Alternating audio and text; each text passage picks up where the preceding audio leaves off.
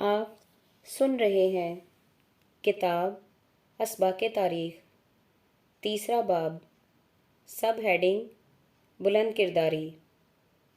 ہندوستان میں مسلمان بادشاہ بھی آئے اور مسلمان صوفی بھی، مگر ہندوستان کی غیر مسلم قوموں نے بادشاہوں کو اپنا رقیب سمجھا اور صوفیوں کو احترام کی نظر سے دیکھا۔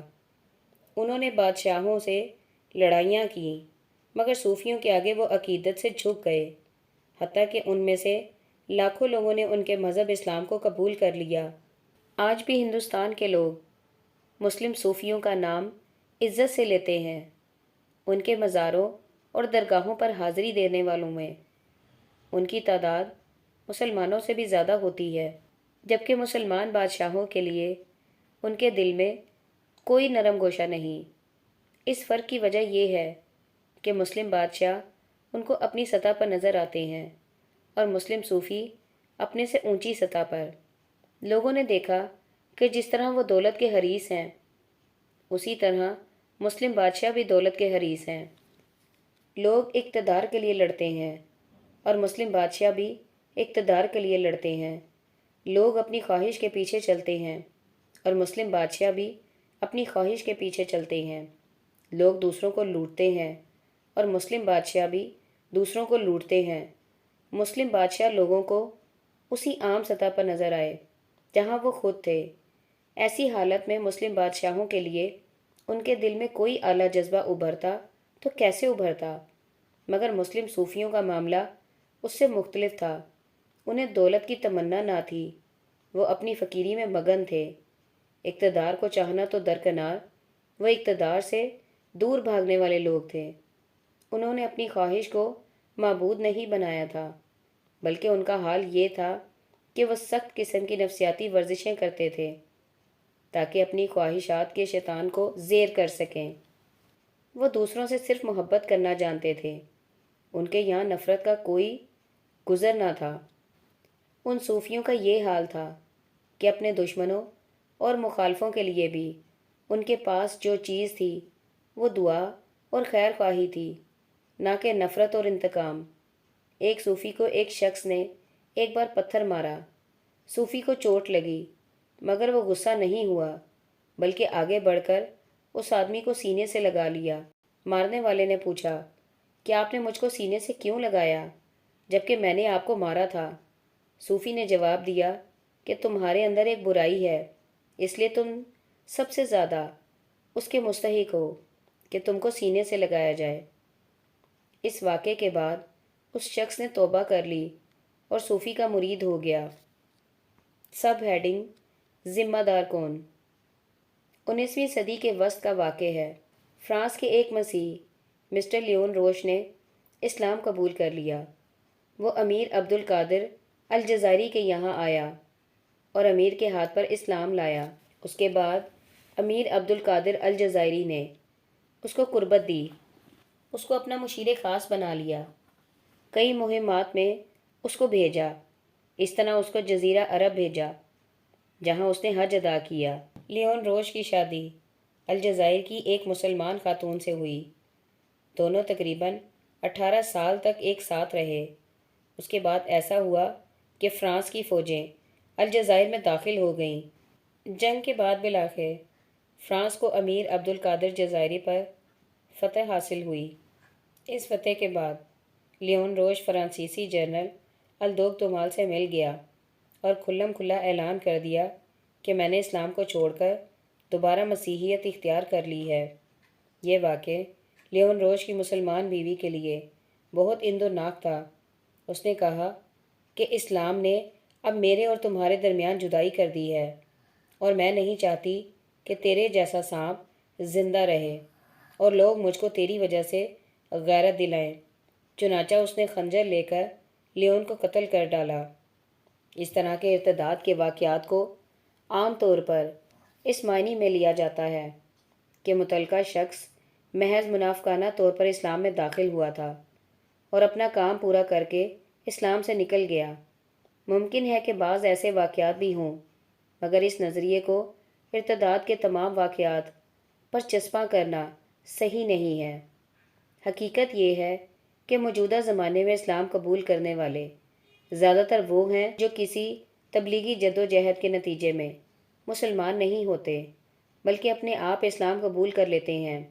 میں نے بہت سے نو مسلموں سے بات کر کے یہ اندازہ کیا ہے کہ ان کے اسلام کا سبب کوئی گہرا فکری انقلاب نہیں ہوتا۔ یہ اکثر وہ لوگ ہوتے ہیں جو پہلے سے مذہب کے معاملے میں متشدد اور متحمس نہیں ہوتے۔ وہ کسی وقتی اور معمولی پسندیدگی کی بنا پر اسلام قبول کر لیتے ہیں۔ اب اگر ان کو خوش قسمتی سے موافق حالات مل گئے تو وہ دھیرے دھیرے اسلام میں پختہ ہو جاتے ہیں۔ ان کا ابتدائی معمولی تاثر بالآخر گہرے اسلامی تاثر میں تبدیل ہو جاتا ہے۔ مگر جن کو اسلام کے بعد اچھے حالات نہ ملیں ان کا اسلام کمزور ہوتا رہتا ہے۔ وہ ان کے شعور کی زمین میں جڑ نہیں پکڑتا۔ ان میں سے کچھ لوگ اپنے کمزور اسلام کے ساتھ زندگی گزارتے رہے ہیں اور کچھ لوگ دوبارہ اپنے سابق معاشرے کی طرف لوٹ جاتے ہیں۔ وہ جس طرح ایک معمولی سبب کے پیش آنے سے اسلام میں داخل ہوئے تھے، اسی طرح دوسرا معمولی سبب پیش آنے سے اسلام کے باہر چلے جاتے ہیں۔ ایک نو مسلم کا مسلم معاشرے میں جذب ہونا مسلم معاشرے کی ذمہ داری ہے، مگر مسلم معاشرہ یہاں اپنی ذمہ داری پوری نہیں کرتا۔ اس صورتحال کا نتیجہ یہ ہوتا ہے کہ نو مسلم اپنے نئے ہم مذہبوں کے درمیان ایک قسم کا اجنبی بن جاتا ہے۔ یہ اجنبیت کبھی کبھی اپنی انتہا پر پہنچ کر وہ صورت اختیار کر لیتی ہے جس کو ہم ارتداد کہتے ہیں۔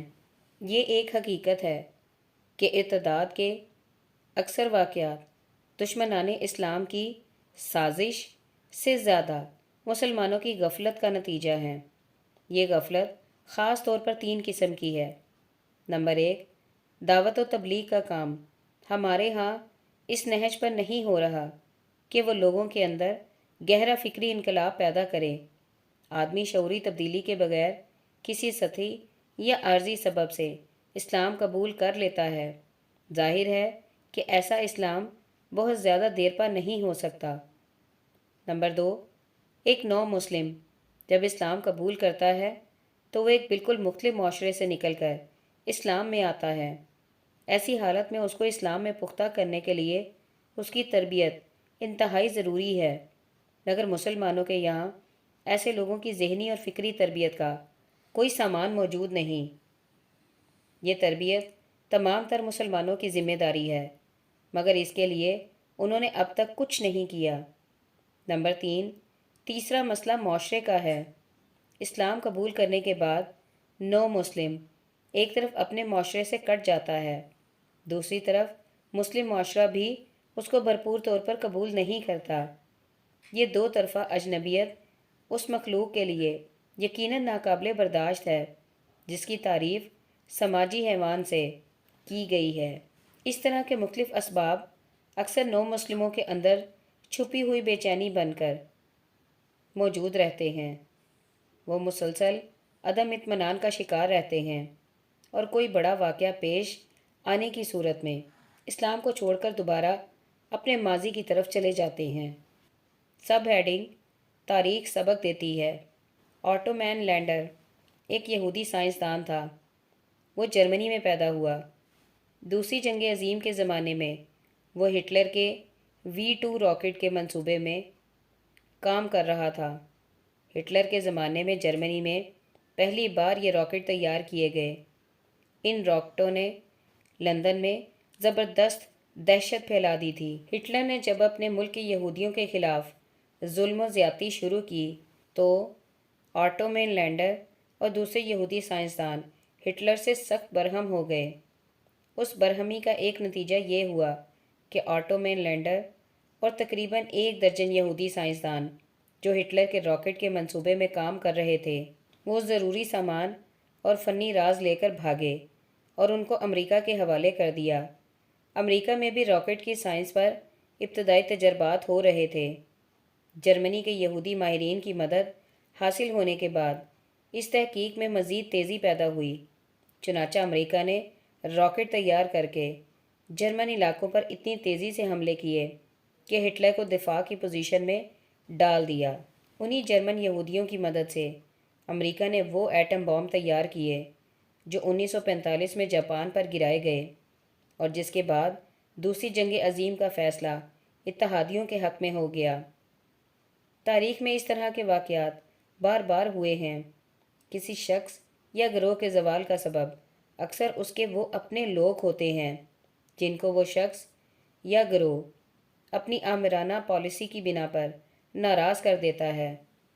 یہ ناراض لوگ منفی نفسیات کا شکار ہو جاتے ہیں اور بغض معاویہ کے جذبہ کے تحت اس کے دشمنوں سے مل جاتے ہیں۔ اپنوں کے اس تعاون سے دشمن کو غیر معمولی طاقت حاصل ہوتی ہے۔ اس کے لیے ممکن ہو جاتا ہے کہ اپنے حریف کے خلاف زیادہ مؤثر اقدام کر سکے۔ وہ نہایت آسانی کے ساتھ اپنے حریف کو کچل کر رکھ دیتا ہے۔ حریف کے ساتھیوں کی مدد اس کے لیے اس مہم کو آسان کر دیتی ہے جو تنہا اپنی قوت سے اس کے لیے مشکل بنی ہوئی تھی۔ یہ بات ایک خاندان کے لیے بھی صحیح ہے اور ایک حکومت کے لیے بھی، اور اسی طرح ایک پوری قوم کے لیے بھی۔ اپنوں کا ٹوٹ کر حریف سے ملنا بہت سے پہلوؤں سے نہایت خطرناک ہے۔ اس کا ایک سنگین پہلو یہ ہے کہ حریف کو اپنے دشمن کے راز معلوم ہو جاتے ہیں۔ وہ دشمن کے کمزور پہلوؤں کو جان کر اس کے مطابق اپنا منصوبہ بناتا ہے اور ٹھیک اس مقام پر وار کرتا ہے۔ اس کے لیے ممکن ہو جاتا ہے کہ اپنے حریف کے خلاف زیادہ مؤثر اقدام کر سکے۔ وہ نہایت آسانی کے ساتھ اپنے حریف کو کچل کر رکھ دیتا ہے۔ حریف کے ساتھیوں کی مدد اس کے لیے اس مہم کو آسان کر دیتی ہے جو تنہا اپنی قوت سے اس کے لیے مشکل بنی ہوئی تھی۔ یہ بات ایک خاندان کے لیے بھی صحیح ہے اور ایک حکومت کے لیے بھی، اور اسی طرح ایک پوری قوم کے لیے بھی۔ اپنوں کا ٹوٹ کر حریف سے ملنا بہت سے پہلوؤں سے نہایت خطرناک ہے۔ اس کا ایک سنگین پہلو یہ ہے کہ حریف کو اپنے دشمنوں کے راز معلوم ہو جاتے ہیں۔ وہ دشمن کے کمزور پہلوؤں کو جان کر اس کے مطابق اپنا منصوبہ بناتا ہے اور ٹھیک اس مقام پر وار کرتا ہے جہاں اس کا حریف سب سے کم مقابلہ کرنے کی پوزیشن میں ہو۔ موجودہ زمانے کی مسلم تحریکوں نے ظالمانہ نظام کو ختم کرنے میں غیر معمولی کامیابی حاصل کی، مگر یہی تحریکیں عادلانہ نظام کو قائم کرنے میں سراسر ناکام رہیں۔ اس کی وجہ مذکورہ بالا حقیقت کی روشنی میں سمجھی جا سکتی ہے۔ اصل بات یہ ہے کہ ایک ظالمانہ نظام کو توڑنے کے لیے صرف ظلم دشمنوں کی فوج مل جانا کافی نہیں، اور وہ ذاتی اسباب کے تحت بہت آسانی سے مل جاتے ہیں، مگر عادلانہ نظام کو قائم کرنے کے لیے عدل دوستوں کی ضرورت ہے، اور حقیقی معنوں میں عدل دوست اتنے کم ہیں کہ صرف امکان ہی کے درجے میں ان کا وجود تسلیم کیا جا سکتا ہے۔ نتیجہ یہ ہے کہ مشترک دشمنی کی بنیاد پر قائم ہونے والا اتحاد مشترک دوستی کی بنیاد نہ پا کر ٹوٹ جاتا ہے۔ نفرت اور بغض کی بنیاد پر اٹھنے والی تحریک محبت کی فضا پیدا نہیں کر سکتی۔ اسی طرح ظلم دشمنی کی بنیاد پر اٹھنے والی بھیڑ عدل دوستی کا نظام قائم نہیں کر سکتی۔ سب ہیڈنگ: کتنا فرق؟ 17ویں صدی میں جبکہ مغربی قومیں ایشیا اور افریقہ میں داخل ہوئیں، ان سے پہلے ان کے سیاح کثرت سے ان ملکوں میں آئے۔ انہوں نے یہاں کی مقامی زبانیں سیکھیں، لوگوں سے میل جول پیدا کیا، لمبی لمبی مدت تک یہاں رہے۔ اس کے بعد انہوں نے یہاں کے حالات کے بارے میں تفصیل سے کتابیں لکھیں اور اپنی حکومتوں اور اپنی قوموں کو یہاں کے حالات سے باخبر کیا۔ انہی میں سے ایک فرانسیسی سیاح ڈاکٹر برنیر ہے۔ وہ ایک باقاعدہ تعلیم یافتہ طبیب تھا۔ اس کے طب نے اس کو موقع دیا کہ وہ جہاں جائے وہاں زیادہ سے زیادہ لوگوں کے درمیان گھل مل کر رہ سکے۔ وہ اپنے اس فن کی وجہ سے اعلیٰ شخصیتوں تک رسائی کے قابل ہو گیا۔ برنیر 1620 میں پیدا ہوا۔ 1647 میں اس نے جرمنی، پولینڈ، سوئٹزرلینڈ اور اٹلی کی سیاحت کی اور ان ملکوں کی سماجی اور سیاسی زندگی کو قریب سے دیکھا۔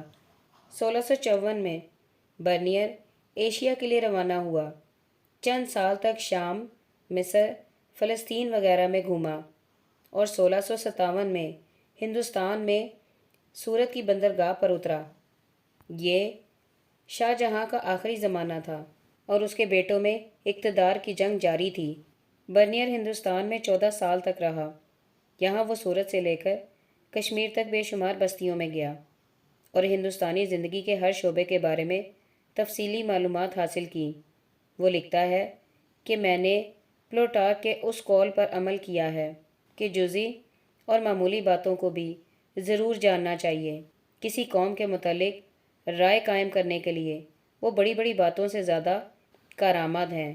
ہندوستان سے واپس ہو کر برنیر جب فرانس پہنچا تو اس نے فرانس کے بادشاہ لوئس چار دہم کے سامنے اپنا سفر نامہ ان الفاظ کے ساتھ پیش کیا: دریائے سین سے نکل کر دجلہ، فرات، سندھ یا گنگا، جہاں بھی میں پہنچا، فرانس اور اس کے شہنشاہ کے بارے میں لوگوں کی بہت اونچی رائے پائی۔